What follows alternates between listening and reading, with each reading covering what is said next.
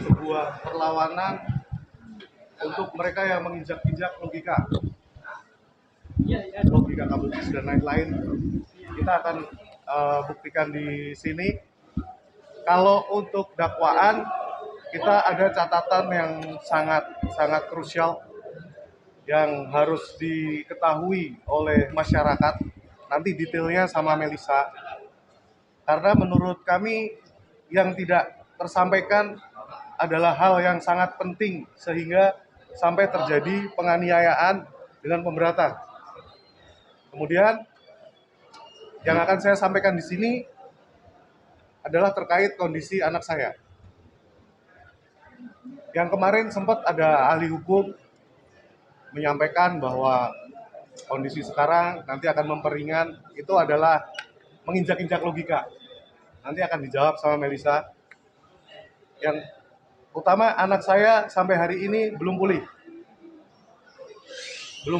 dan kita ada bukti-bukti yang mendukung hal tersebut.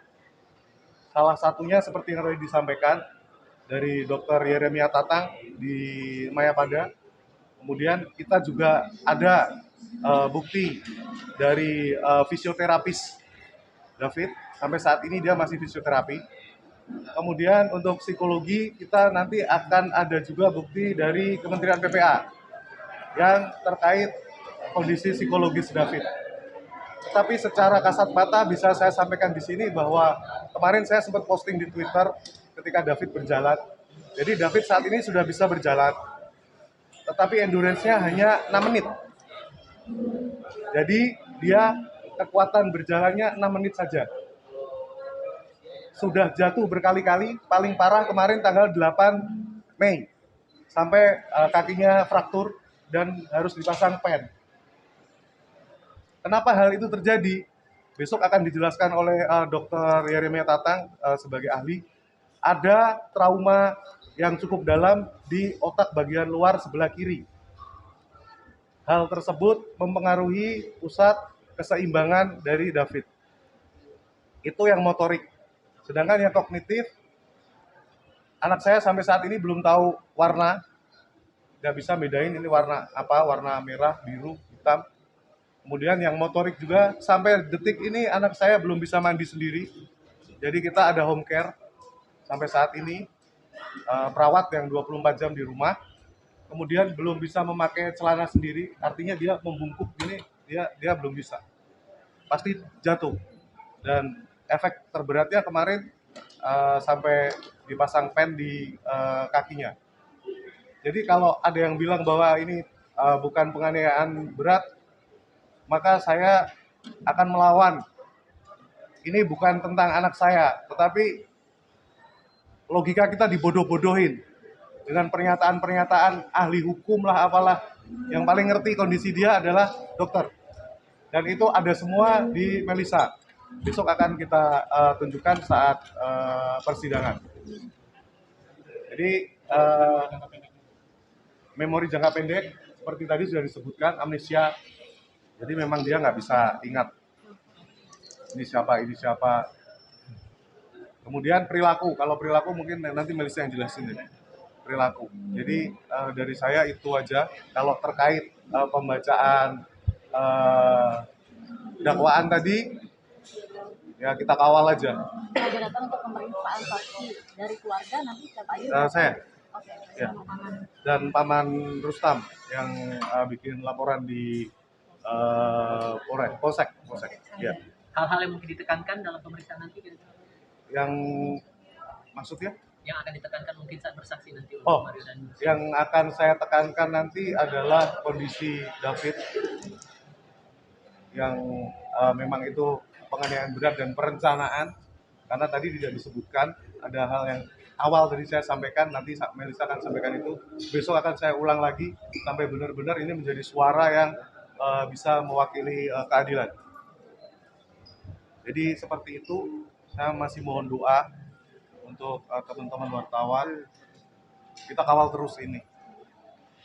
Dan kita keluarga besar akan terus mengawal kasus ini dari paman-paman saya di AMKI, Maluku Pusat Udara, Ansor, Banser, dan semua akan terus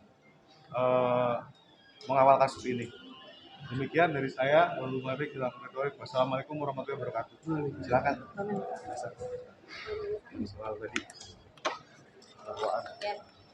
Makasih ya, terkait dengan dakwaan.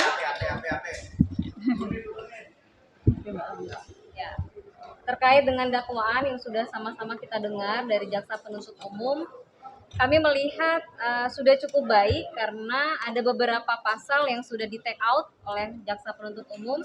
Pasal-pasal penganiayaan ringan sudah tidak ada, 351 sudah tidak ada. Penganiayaan berat tanpa rencana juga sudah tidak ada.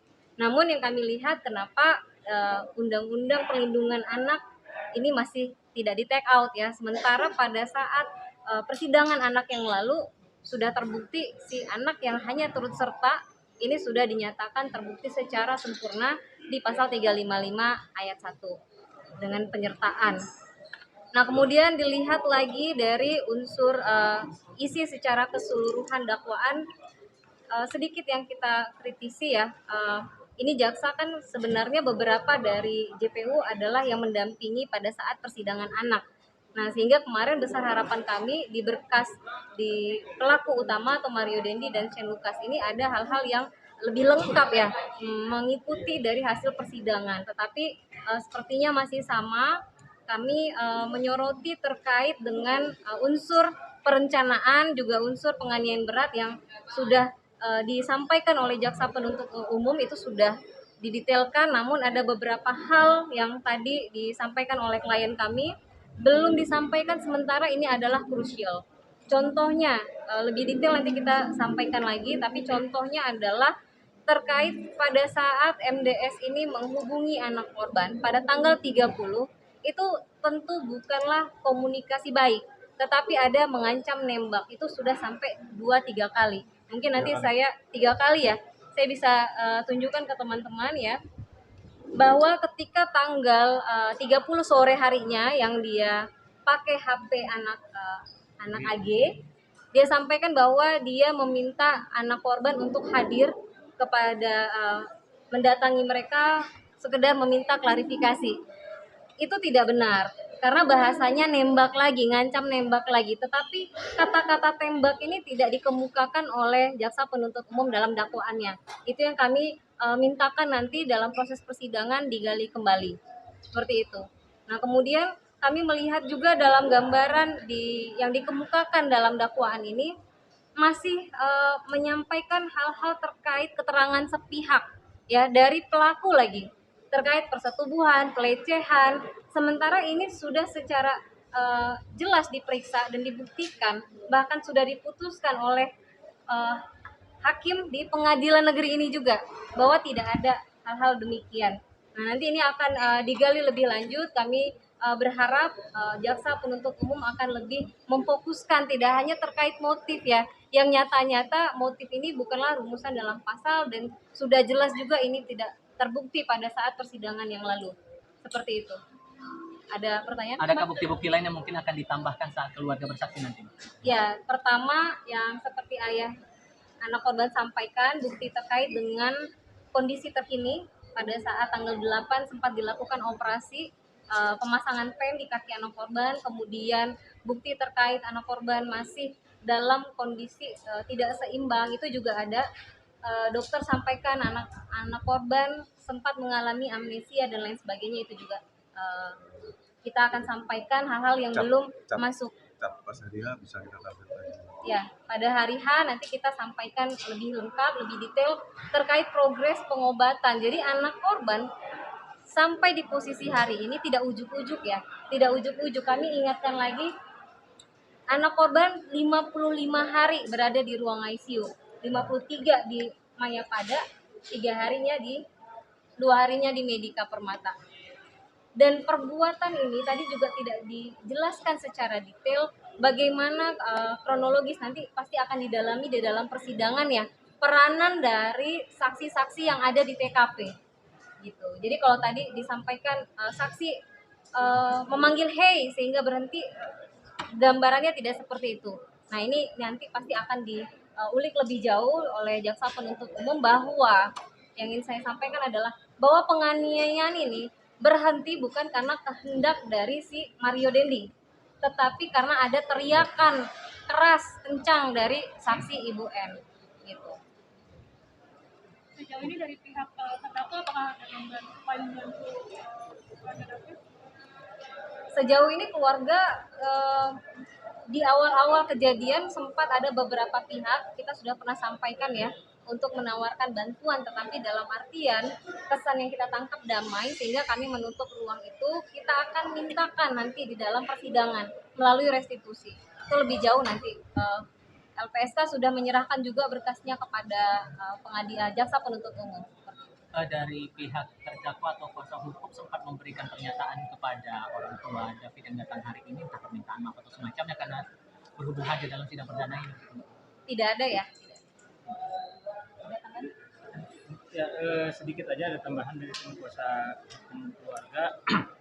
Yang pertama berkaitan dengan dakwaan perihal yang tadi sudah disampaikan oleh Mbak Melisa mengenai tidak adanya persetubuhan maupun pelecehan.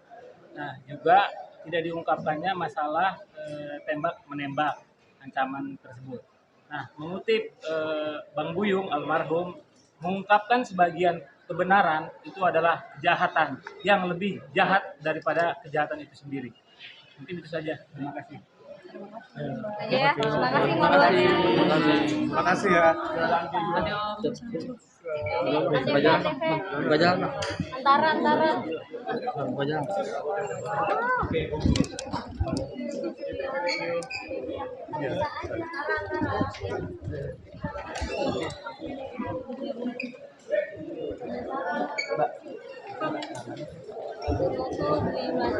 Unoto Dwi Wulanto. Dwi Yulianto, cek aja.